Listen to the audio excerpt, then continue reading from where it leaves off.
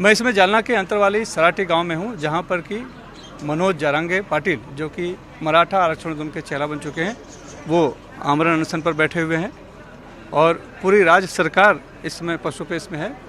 और एक ऐसा मुद्दा मराठा आरक्षण का बन चुका है जो कि उसमें से उसे किसी निर्णय पे आना सरकार के लिए मुश्किल हो रहा है। लेकिन सवाल है कि कौन है मनोज जारंगे और कैसे एक छोटे से गांव का एक छोटा सा आंदोलन आज इतना बड़ा आंदोलन हो चुका है कि पूरा राज्य जो है उसके केंद्र में है और सभी की निगाहें मनोज जारंगे पाटिल पर लगी है। तो हम कुछ बात करते हैं यहाँ के अंतरवाली सराठी गांव के कुछ लोग हैं, जैसे सरपंच हैं, मनोज जारंगे पाटिल के साथ कई आंदोलन में हिस्सा ले चुके हैं, वैसे लोग हैं। इनसे बात करते हुए समझने की कोशिश करते हैं कि आखिर ऐसा कौन सा जादू है मनोज जारंगे में जो उन्होंने इतने लोगों को अपने साथ इकट्ठा कर लिया, एकत्रित कर लिया और आज लोग उनके लिए जीने मरने के लिए तैयार हैं। सबसे पहले बात करते हैं गांव के जो सरपंच हैं पांडुरंग तारक के साथ। सर, ये बताइए कि ये जो आंदोलन है ये अंतरवाली सराठी से शुरुआत हुई है इसकी। इसके पहले भी एक आंदोलन हुआ था, आरक्षण मिल गया था मराठाओं को, लेकिन सुप्रीम कोर्ट से वो निरस्त हो गया था। अब ये दूसरा आंदोलन जो उठा है वो यहाँ से उठा है, जो आज एक निर्णायक मोड़ पे पहुँच चुका है। तो ऐसा क्या था कि ये गांव मनोज जारंगे ने चुना और मनोज जारंगे में ऐसा कौन सी बात है जो लोग उनको अपनी तरफ खींच के लेके आते? सर, पहले हमारा मनोज सर से पाटिल से 123 गांव थे हमारे, जो गोदा काट के, उसमें से निर्णय हुआ कि अपने को क्या करना है, मराठा आरक्षण के लिए और एक बार अपने को आंदोलन करना है और ओपोजिशन के लिए बैठना है। उस वजह से वो हमारे गांव का भी पूरा ये था, प्रतिशत अच्छा था। वो बोले इधर ही रखो हमारे अंतरवाली सराठी में, हमारे सब लोग वही बोले। उस वजह से अंतरवाली गाँव चुना। तो ऐसी कौन सी उनमें खासियत है कि लोग इतना उनके ऊपर भरोसा कर ले रहे हैं? ओके, सर, उनको भरोसा करने के लिए उनके पास सब कुछ है। उनको पेमेंट की ज़रूरत नहीं, पैसे की ज़रूरत नहीं, कुछ भी नहीं चाहिए उनको। सिर्फ उनको ये की चाहिए, हमारा समाज के लिए काम करना है, बस काम करना है। मतलब निस्वार्थ भाव से वो जुड़े हुए हैं और मराठा आरक्षण के लिए लड़ रहे हैं, अपनी जान तक वो देने के लिए तैयार हैं। इसीलिए पूरा समाज उनके साथ खड़ा हो गया आपका अंतर है। बराबर। उन्होंने अपनी खेती जो थी 4 एकड़ बता रहे हैं, उसमें से भी 2 एकड़ जो खेती आंदोलन को समर्पित कर दी। ऑलरेडी सर उसको 3-4 साल हो गया, अभी नहीं, इसके पहले ही बेच दिया। तो आप कब उनसे संपर्क में आए? मैं सर पहले से एक 2-2.5 साल से उनको पहचानता था, लेकिन अभी ये आंदोलन के पहले भी हम साथ में थे, लेकिन आंदोलन के इधर चालू हुआ तब से मैं कंटिन्यू उनके साथ में। लेकिन आपको लगता है कि वो एक निर्णायक मोड़ पर आ तो गया है, लेकिन क्या हो पाएगा? क्योंकि सरकार के लिए बड़ी पेच है। एक तो ये कह रहे हैं कि हमको अलग से नहीं आरक्षण चाहिए, क्योंकि 50% के कोटा से बाहर चला जाता है। हमको जो कुनबी के तहत जो है वही मिलना चाहिए और सभी मराठाओं को मिलना चाहिए। उससे ओबीसी नाराज हो जा रहे हैं। तो सरकार इस पेच में फंसी, तो फैसला तो होना मुश्किल लग रहा है। तो कितने दिन तक रहेंगे और क्या है, तब तक ये रुके रहेंगे, अड़े रहेंगे? सर, संविधान में एक ही बोला है, सबको कायदा एक ही है, और 50% में हमारा है तो हम मांग रहे हैं, नहीं तो हम क्यों मांगेंगे? तो आप लोग भी मतलब कुनबी के तहत ही आना चाहते हैं, जो ओबीसी का कोटा है उसी में समाहित होना चाहते हैं? राइट।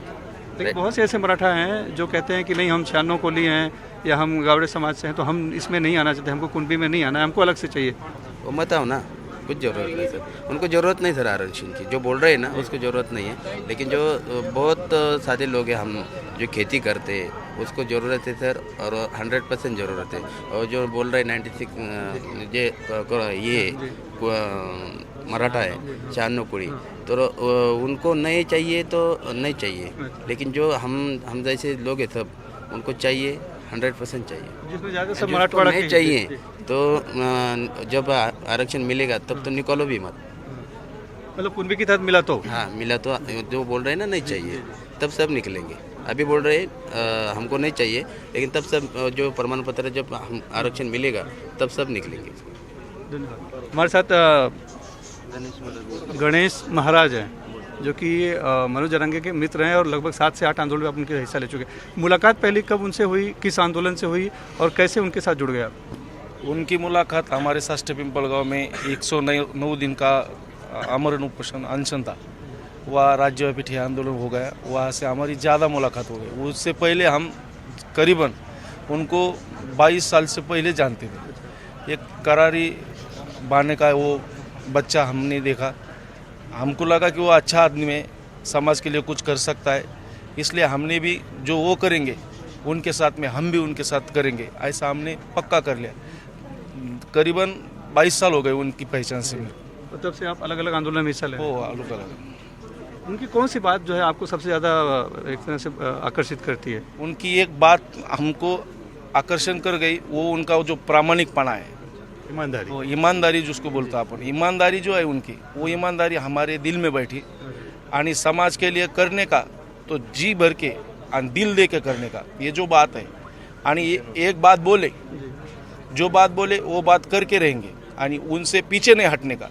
बोले बोले हो गया, एक बार कागज पे लिख गया तो वो करने वाली ऐसी बात है उनमें। एक कड़वट आदमी है आणि हमारे जात के लिए, मराठा जात के लिए वो कुछ भी कर सकते।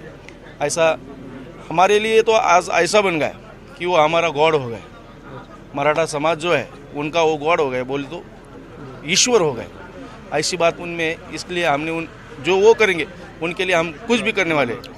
वो जात के लिए जी देंगे ना, तो हम भी उनके साथ जी देने वाले हैं। यानी कल को अगर वो कह देते हैं कि चलो हमें जो सरकार जो कह रही है समय और मांग रही है थोड़ा, क्योंकि इतना आसान नहीं है सरकार के लिए भी, आप लोग भी समझते हैं, तो वो अगर मान जाते हैं तो आप लोग भी मान जाएंगे? सर उनके सामने से तो कोई भी नहीं, जो वो बोलेंगे वो उनके साथ हम है, कुछ भी रहने दो फिर।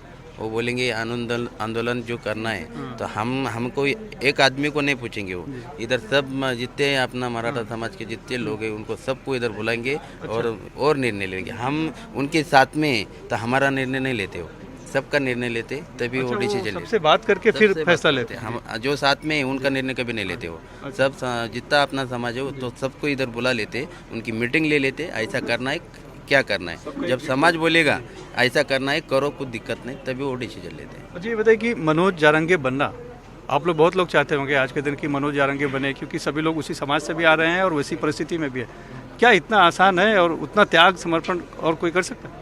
नहीं, जब छत्रपति शिवाजी महाराज थे 350 साल पहले, उनके बाद अभी हमारा मनोज जारंगे पाटिल है, वही पहले शिवाजी महाराज, छत्रपति शिवाजी महाराज, अब मनोज जारंगे पाटिल।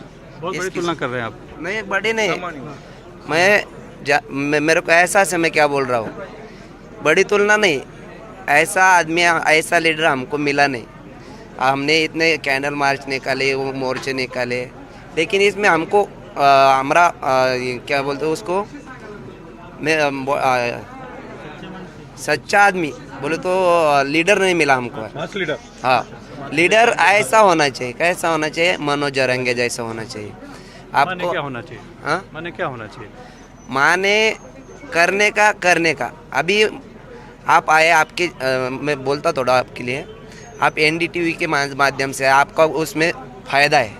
हमारा जो लीडर है मनोज जारंगे पाटिल, उनका 1 रुपया बहुत बड़ी चीज़ है, इनका 1 पैसे का भी उनका खुद का हित नहीं उसमें। ये जो कर रहे जान की बाजी लगा रहे ना, 1 पैसे का भी उनका खुद का नहीं है। आपने अभी हमारे साथी से पूछा, ऐसा ही सब कुछ नहीं होता है, नाम भी होता है। हाँ तो नाम तो उनका हो रहा है। नाम के लिए नहीं कर रहे हो, मराठा जात के लिए और सभी महाराष्ट्र के मराठों के लिए कर रहे। इसके लिए कर रहे हैं। हाँ तो मैं आपको बता दूँ, मैं यहाँ पे 11 तारीख को आया था, जो अपना बड़ा सा ये सभा हुआ का, उससे पहले 4 दिन आया था। मुझे आज यहाँ पे आके 22 दिन हो गए। मैं छत्रपति संभाजी नगर लासूर स्टेशन से हूँ। क्यों रहा हूँ? अभी आप बोल रहे ये 22 दिन नहीं, उन्होंने कहा जान देने का, 1 मिनट में, 1 मिनट में, एक पल में जान देने के लिए तैयार हूँ मैं आज, अभी इसी वक्त। क्यों? ये हमारा लीडर ऐसा है। हमको जान देना तो देखिए कोई समाधान नहीं है, और नहीं, जान नहीं, देने की वो कोई बोले- बात भी नहीं है, मतलब उनके लिए समर्पित हैं हाँ, आप, वही। ये आप कहना चाहते हैं। तो अभी मनोज जारंगे ही अब एक उम्मीद रह गई है। इसके पहले मराठा क्रांति मोर्चा निकला था, उसमें बड़े बड़े लीडर थे मराठों के। अब वो सब कोई नेता नहीं है, नेता सिर्फ एक ही है। बस सिर्फ यही नेता है हमारे, और करेंगे या मरेंगे ये हमारा नारा है। एक अन्ना हजारे हमारे महाराष्ट्र के, उन्होंने भी सरकार को हिला दिया था, दिल्ली में उन्होंने अनशन किया था। उसके बाद शेतकरी किसान मोर्चा था, उन्होंने भी अनशन किया था। तो अगर वो झुका सकते हैं तो हमारे जात के लिए, हमारे बच्चे के लिए आज नौकरी नहीं, कुछ नहीं, हमारे बच्चे आज होटल में वेटर बन के काम करे। हल्के हमारे जात के जो है कुछ बोल रहे हैं कि विघ्न संतोषी लोग कि हमें आरक्षण नहीं चाहिए। भाई तुमको नहीं लेना है तो कुत्ते के जैसे हम तुम्हें पट्टा तुम्हारे गले में डाल रहे हैं, लेकिन हमारे बच्चे के लिए अन्न में जो हम भोजन करते हैं उसे मिट्टी मत डालो।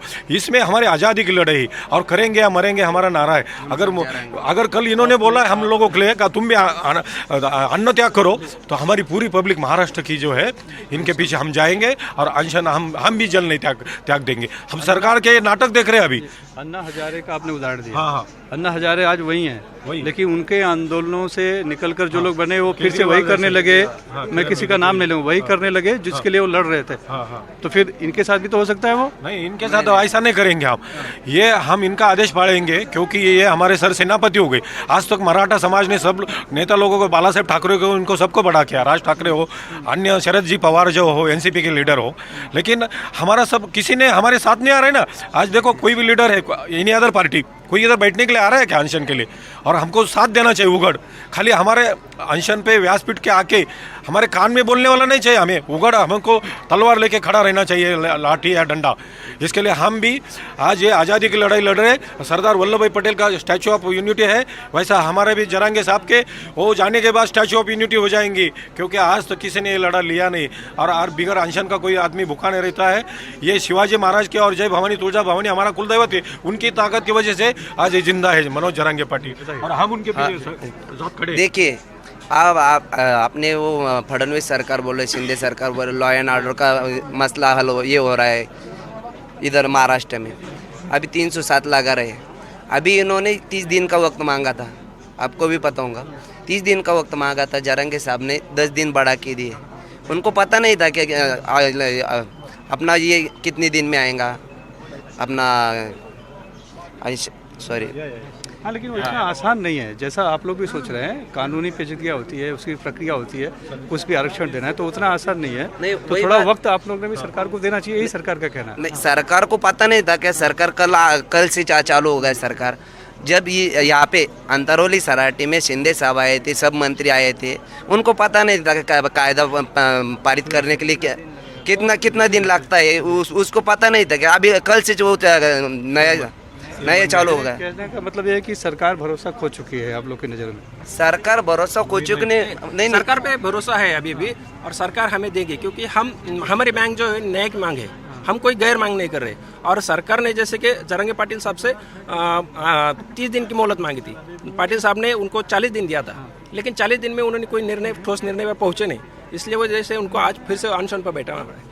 और हमें भरोसा है क्योंकि ये तीनों पक्षों की सरकार है। और जब संभव नहीं है ना कि 1, 2, 3 दिन में हो जाए, तो मुश्किल है बहुत। नहीं, लेकिन वो ऐसा गारंटी कर सकते हैं। अगर शिंदे साहब और फडणवीस साहब अगर बोल के दे दे कि हम ये इतने दिन में आपको करके दे रहे हैं, और वो गारंटी के साथ दे दे, तो हो सकता है कुछ ऐसा। मतलब एकमात्र उम्मीद है मनोज जारंगे कि वही अब आरक्षण दिलाएंगे। वही दिलाएंगे। हमारा वो मास लीडर है, इसके लिए उनसे उम्मीद है। लेकिन वो कह रहे हैं कि मराठाओं के लिए जो अलग से सरकार दे रही है ना, वो नहीं चाहिए मुझे। राणे समिति का जो है वो नहीं चाहिए हमें सबके आज़ादी का चाहिए। कि जो जैसा टावर का खंबा रहता है उनसे ये आता है, तो वैसा हमें परमानेंटली चाहिए। लेकिन आप लोग ओबीसी वो कोटे में जाएंगे तो ओबीसी समझ नाराज हो रहा है। क्यों रहेंगे भाई?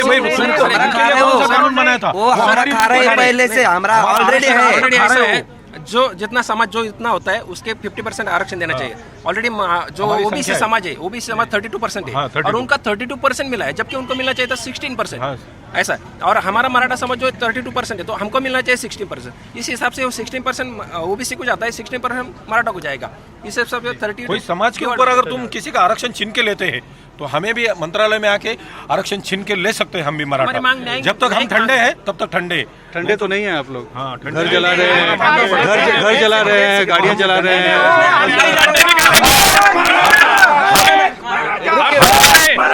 अब हम डंडे निकालेंगे, डंडे। नहीं, मराठे नहीं जला रहे। अभी ये पंचायत समिति जलाया इधर का भीड़ का, इनका करप्शन था, इनके लोगों ने जलाया। आप उनको देखेंगे, हमारे पे डाल रहे, जरांगे साहब पे डाल रहे। जरांगे साहब जब तक नहीं बोलेंगे हम कुछ नहीं करेंगे।